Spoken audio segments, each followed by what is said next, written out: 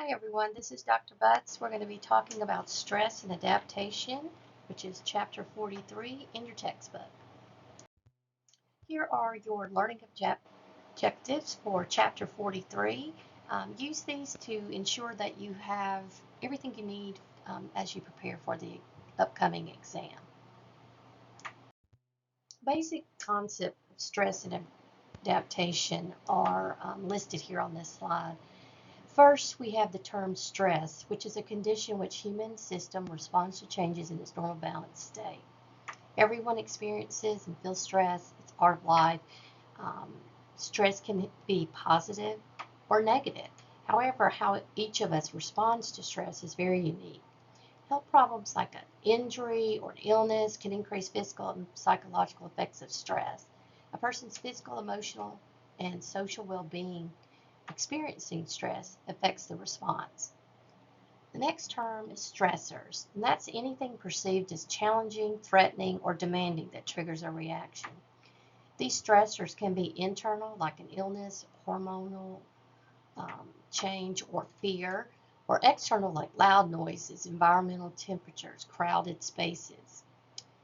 Adaptation is the change that takes place in our bodies as a result of the response to a stress. And these responses are called coping responses and occur as a person tries to maintain balance in their internal and external environments. Adaptation is necessary for maintaining normal growth and development, tolerating changing situations, and responding to physical and emotional stressors. And last, we have the term homeostasis. Homeostasis means it's the body's response to internal changes to maintain a balance. Our bodies interact with constantly changing environments, both internally and externally. And homeostasis is the balance between those two. It includes things like our vital signs and even water balance, but also there's a psychological balance. These are some examples of physiologic stressors: chemical agents like drugs, physical agents, infectious agents, nutritional imbalances, hypoxia, genetic or immune disorders. And these are some psychosocial stressors that people could encounter. So accidents, stressful or traumatic experiences of family members or friends, history, horrors of history, like the Holocaust, fear of aggression or mutilation, events of history that are brought into our homes through our television, internet, rapid changes in the world, or inherent stressors like social isolation, political divides, and changes in work-life separation that occurred during the pandemic. This is a diagram from your textbook, and it's depicting the components of a system of balances during stress. So in the top figure, you have a balanced beam showing that a balance was achieved when the perception of a stressful event is realistic and you have support and coping mechanisms that are adequate. In the bottom diagram, you have a depiction of a perception of a stressor where there's an imbalance between your perception of the event being exaggerated or if the sources for support or coping mechanisms are inadequate. The body maintains physiological homeostasis through the local adaptation syndrome, or LAS, which involves only one specific body part. The body has many responses to stress, but the two most common responses that influence nursing care are the central nervous system reflex response to pain, which is automatic, serving to protect one from serious injury. This could be traumatic or pathologic. Or also another response is the inflammatory response that occurs when the body encounters a foreign entity and it's trying to stop the spread of infection, for example. There's also the general adaptation syndrome, or GAS, which is a biochemical model of stress that describes the body's general response to stress. And these impact all facets of nursing care. We're going to be discussing each of these a little further in the next slide. This is also a helpful diagram found in your textbook of the general adaptation syndrome. There are 3 phases of the general adaptation syndrome. First is the alarm reaction phase, and during this phase, feelings of stress will activate a neuroendocrine activity, which involves the hypothalamus, the pituitary, and the adrenal glands. You'll see this activation with how the body responds. And as you see here in the diagram, you'll have an increased heart rate, you could have increased blood pressure, increased peripheral vasoconstriction, increase in metabolism, increase in water retention, increase in your glucose. You'll see dilated pupils, your bronchi will dilate, and you'll have an mental alertness.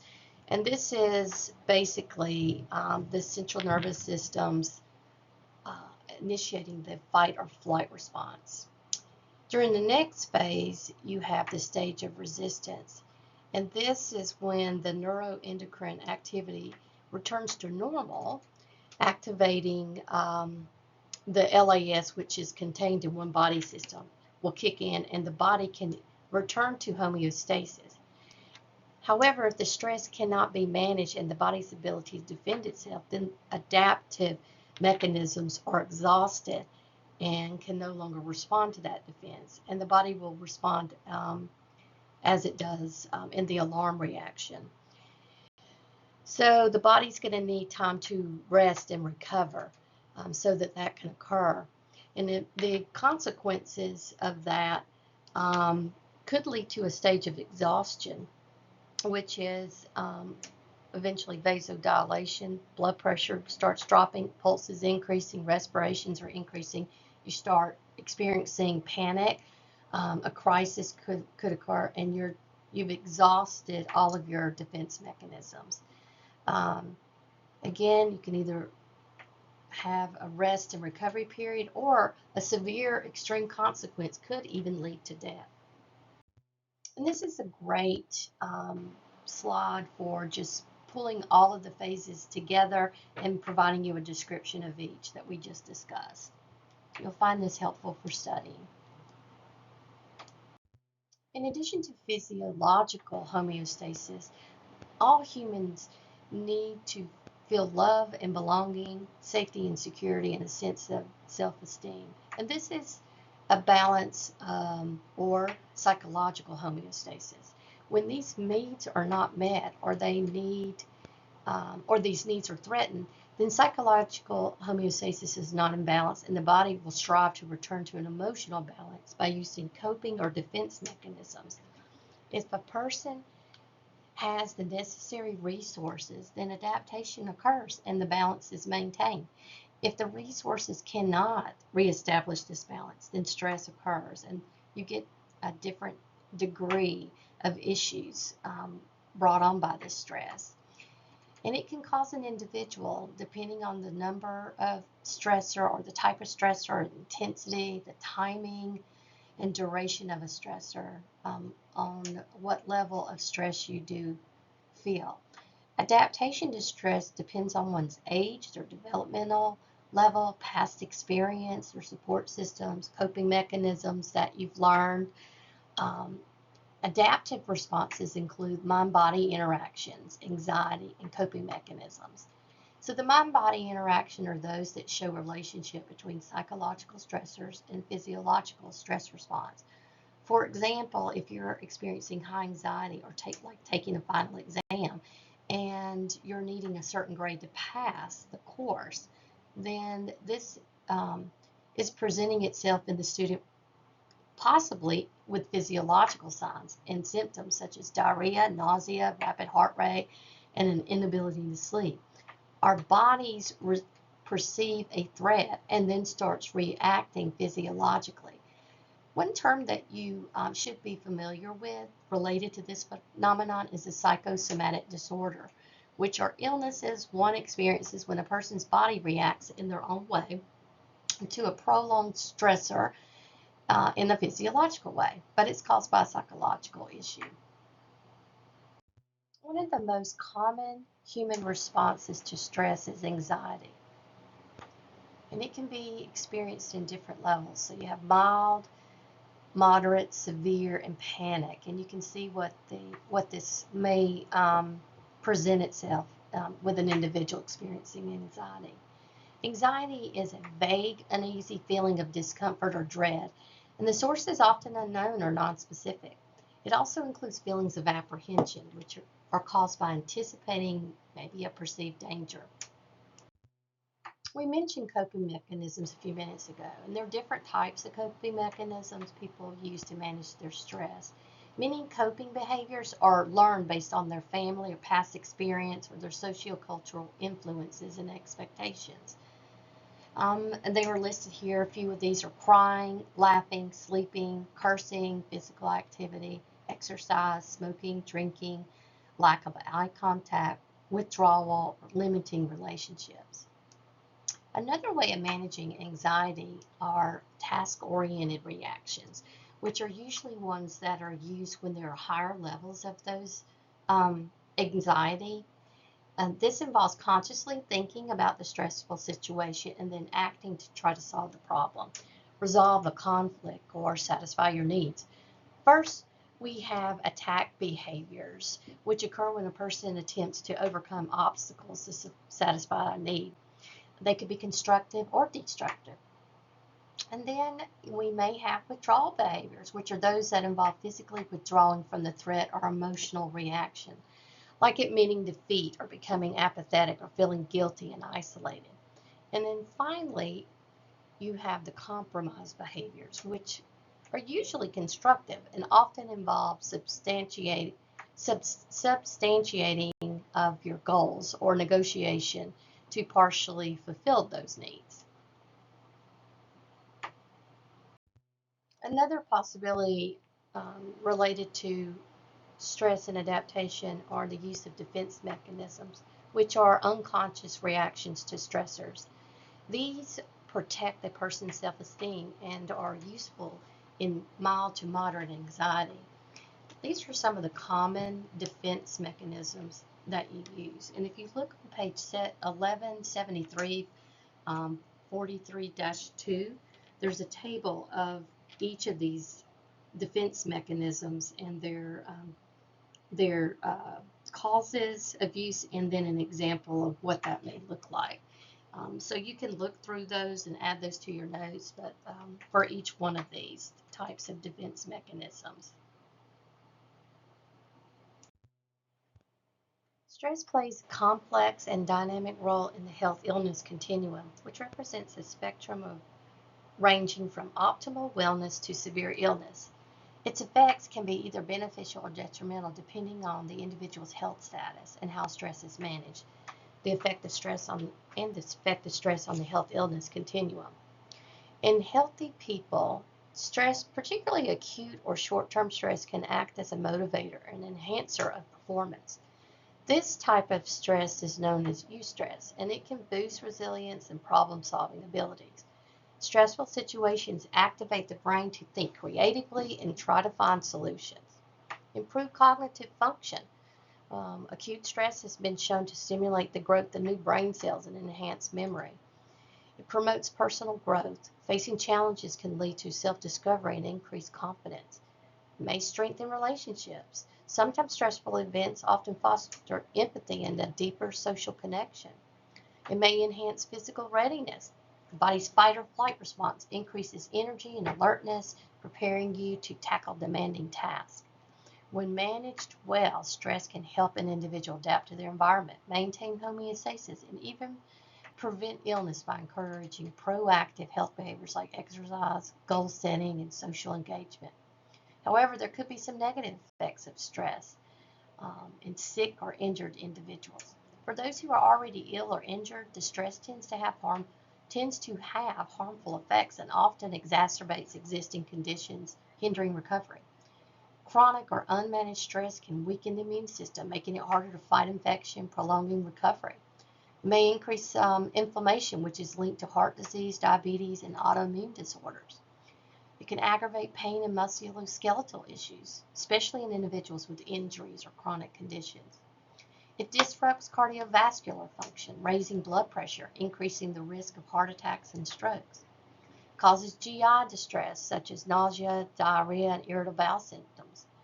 It may trigger mental health issues, including high levels of anxiety or depression and sleep disturbances.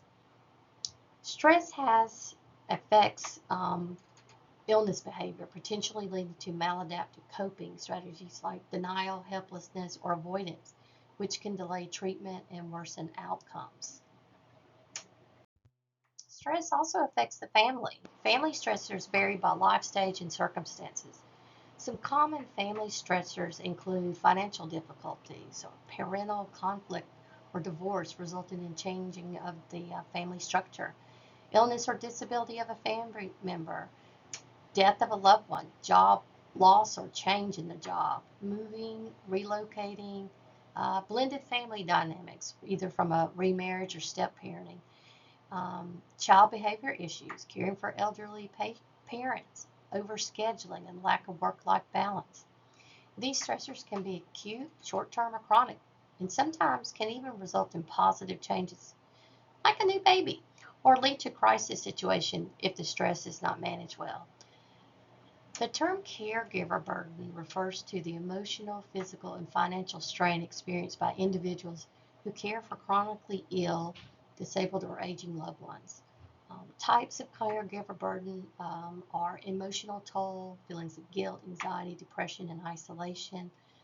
There could be tangible challenges like time demands, financial strain, physical exhaustion. Common symptoms look like chronic fatigue, sleep disturbances, depression, anxiety, social withdrawal. There may be some physical health decline, burnout, resentment toward the care recipient. Um, and so risk factors are lack of support or respite care, or having high caregiver intensity, like with a dementia, a family member who's suffering from dementia, living with the care recipient, financial instability. Those who were abused or neglected as a child experience increased stress related to incidences, so they're at high risk. There are two categories of stress, developmental and situational stress. Developmental stress is and includes the infant learning to trust others, the toddler learning to control elimination. You have the school age child socializing with peers, the adolescent striving for independence, or the middle aged adult accepting physical signs of aging, and the older adult reflecting on past life experiences with satisfaction. Situational stress is different than developmental. It does not occur in predictable patterns as one progresses through life. Some examples include traumatic injury or illness, marriage or divorce, loss of your belongings, um, relationships, family members, new jobs, or a role change. Um, Even pregnancy is considered a situational stress. One's ability to cope with the situation depends on what stage of maturation they're in, but also on support systems available.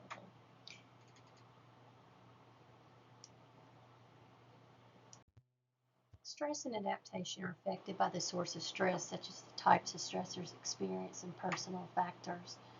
We talked about the two categories of stress and examples of some of those types of stressors experienced earlier.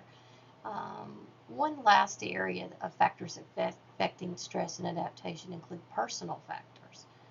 A person's physiologic reserve, genetics, epigenetic changes, which are changes that are passed down from one generation to the next, but are not necessarily through changes in DNA, but through a mechanism such as a childhood trauma or neglect, lifestyle choices, supportive relationships, or coping mechanisms you've learned from the family. And psychosocial factors also influence a person's ability to maintain that homeostasis and adapt to stressors. Nursing as a profession also involves activities in interpersonal relationships that are often stressful. These are some of the activities identified as a highly stressful in nursing profession. So assuming responsibilities for which one's not prepared, or working with an unqualified personnel, working in an environment which supervisors are not supported, caring for patients in cardiac arrest or a dying person, conflicts with your peers, caring for a patient who's disengaged or non-adherent, being unable to take a correct, right, or ethical course of action. Those are some examples. Most nurses and students enjoy their education and work, coping with physical and emotional demands effectively. But sometimes a nurse can become overwhelmed and develop systems of stress or behaviors and emotions called burnout. It's similar to exhaustion that we talked about earlier as a stage of anxiety, and it's characterized by a wide range of behaviors. Some individuals cope by becoming a perfectionist and expect perfection from others as well. Some may withdraw and only do minimum, while others resort to some very negative maladaptive behaviors such as drugs or alcohol. And if these maladaptive behaviors continue over too much of time, the nurse may end up even leaving the profession. So think about yourselves and the stressors unique to the nursing student. You're experiencing a lot of pressure relating to meeting deadlines, being timely, being required to complete many assignments, exams, having high stake checkoffs like your Foley catheter, your vital sign checkoffs. Think about how you personally relieve your stress and anxiety in your life. There's a few examples um, of ways to manage your stress levels on page 1779.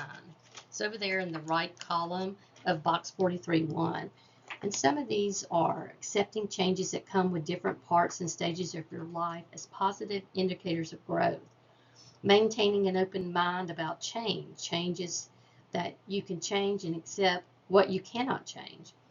Avoiding self-defeating behaviors to cope with stress like smoking or alcohol or drugs. Avoiding confrontation and unprofessional interactions with other people. Engage in civil discourse. And there's a few others. Just take a look at that as you're studying for your test. Also, there's promoting health, box 43-1, stress and adaptation. Um, and you can see how well you are doing as a student if you're meeting your needs for adaptation and role modeling healthy behaviors. As always, we're going to use the nursing process to show our assessment and also the process we go through to identify problems and develop a plan of care for patients experiencing stress and anxiety. First, you're going to conduct a health assessment, including gathering of subjective data through health history and objective data through the physical exam. On page 1780, there's a table 43-1 for a focused assessment guide, and it helps you with the types of questions that you're going to be asking for subjective data. For instance, you may ask, have you noticed that sometimes you feel your heart beating or having fast or difficulty breathing? Tell me about your appetite and sleep. What of the following best describes how you feel sad, apprehensive, angry, mistrustful, helpless, hopeless, and there's others.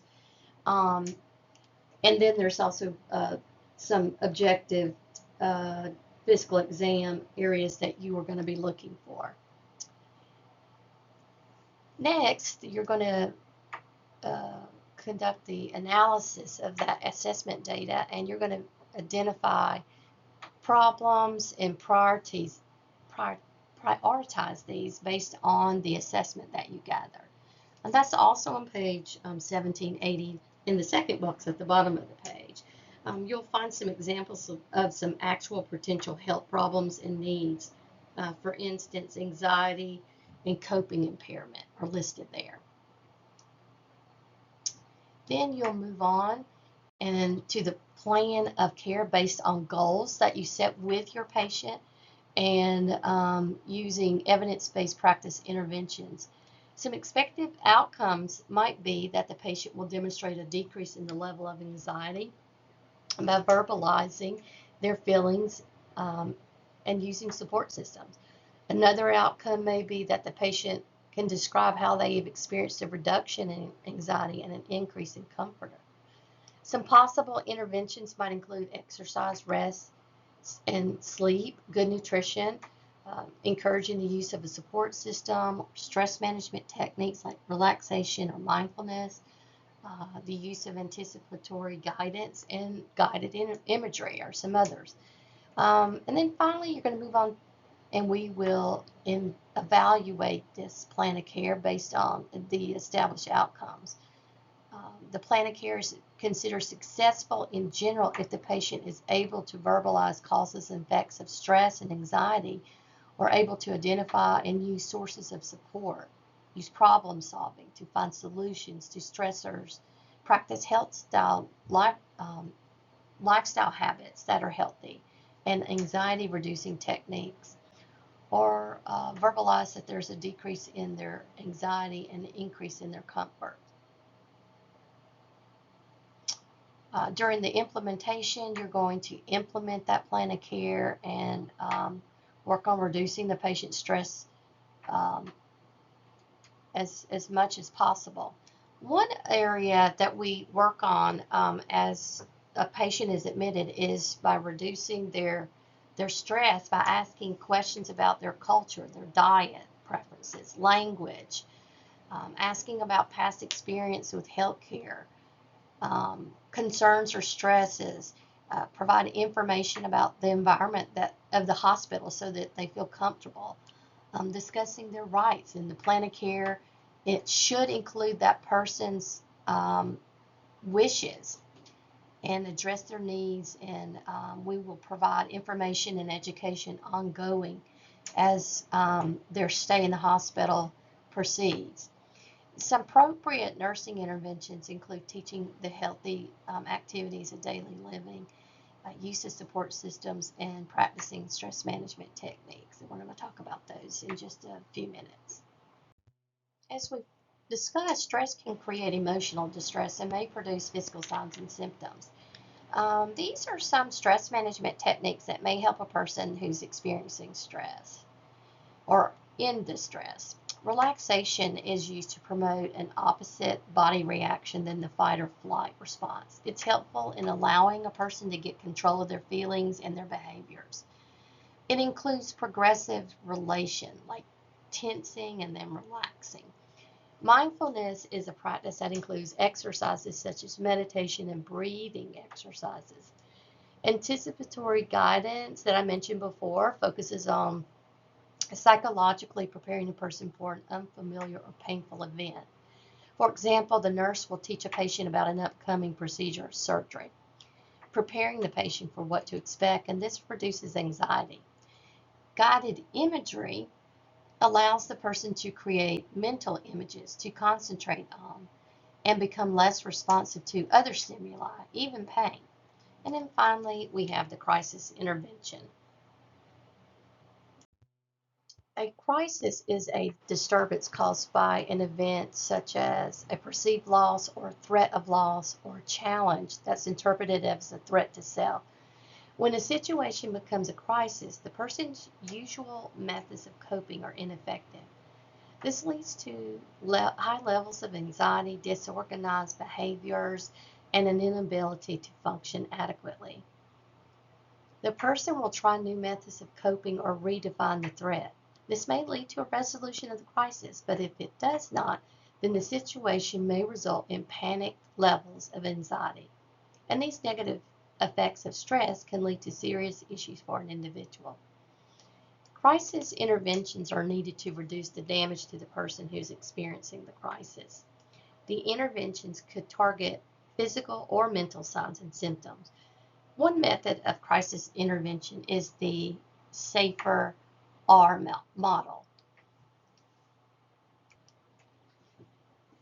This model includes stabilization, and this is where you're going to introduce yourself and establish your role in that of the other people that are involved. You meet basic needs, consider safety of all parties, and mitigate any acute stressors if possible. The next stage of the intervention is acknowledgement. Acknowledge the precipitating event and the reactions of the individual. The third step is facilitation of understanding. You paraphrase and reflect back to the individual what they're experiencing. Normalize their feelings or reactions to stressful events and work to minimize these feelings of personal weakness. In the fourth step, you're going to encourage effective coping. You're going to tap into their existing coping tools and resources and identify any external sources of support to facilitate the coping. The fifth step is recovery. During this step, you're going to assess and establish the person's ability to function safely. And then finally, the sixth step is referral. You're going to make any referrals as needed. Evaluation of the care plan is based on mutually established expected outcomes with the patient. It's important to observe verbal and nonverbal cues when evaluating the usefulness of a plan. What constitutes a successful care plan? A successful plan is one where the patient verbalizes the causes and effects of the stress and anxiety. They're able to identify and use sources of support. They use problem solving to find the solution to their stressors. They practice healthy lifestyle habits and anxiety reducing techniques, and the patient is able to verbalize a decrease in anxiety and an increase in comfort. So I encourage you to pause the presentation here and work this case study. We have a student nurse whose stress has not only become a way of life, but it's also become sometimes a welcome friend. And add it to your college, job, family, and so on, and you have the potential for continual stress. Understanding that stress is a part of life and cannot be avoided, strategies must be developed to facilitate adaptation. So what I want you to do is to answer each of the following questions. When can anxiety be positive? When explain the differences between anxiety and fear. Which professional situation within nursing have been identified as highly stressful? What can a nursing student nurse do to reduce stress and prevent burnout? And which techniques can be used to manage stress? Once you've answered these questions, then proceed to the next slide. For the first question, when can anxiety be positive? Anxiety can be positive when it's mild, as it can produce positive coping responses, including increased alertness, increased perceptual fields, motivation for learning and growth, and facilitation of problem solving. The second question, explain the difference between anxiety and fear. The difference between anxiety and fear is that anxiety is a vague uneasiness from an often unknown source, and fear is a cognitive response to a known threat. And the third question, which professional situations within nursing have been identified as highly stressful? Some responses are assuming responsibilities for which one is developmentally unprepared, working with unqualified personnel, situational stress from working in a hostile environment or with unsupported leadership, caring for patients during cardiac arrest or those that are dying, and experiencing peer conflict. Number 4, what can a nursing student or a nurse do to reduce stress and prevent burnout? Some suggestions are identify and accept stressors as situational or time limited, engage in regular exercise, get sufficient rest and sleep, consume healthy nutrition, utilize stress management techniques. And the last question, number 5, which techniques can be used to manage stress? Exercise, prayer, art therapy, music therapy, massage, therapeutic touch, and there are many more. After listening to this lecture and reading the chapter, you should be able to answer these questions. Again, please ensure you're able to find notes about each of these bullet points, as these are your learning objectives for Chapter 43 in your textbook. Thank you. Please contact me if you have any questions or concerns, and I'll be more than happy to assist you in any way that I can. Thank you. Have a great day.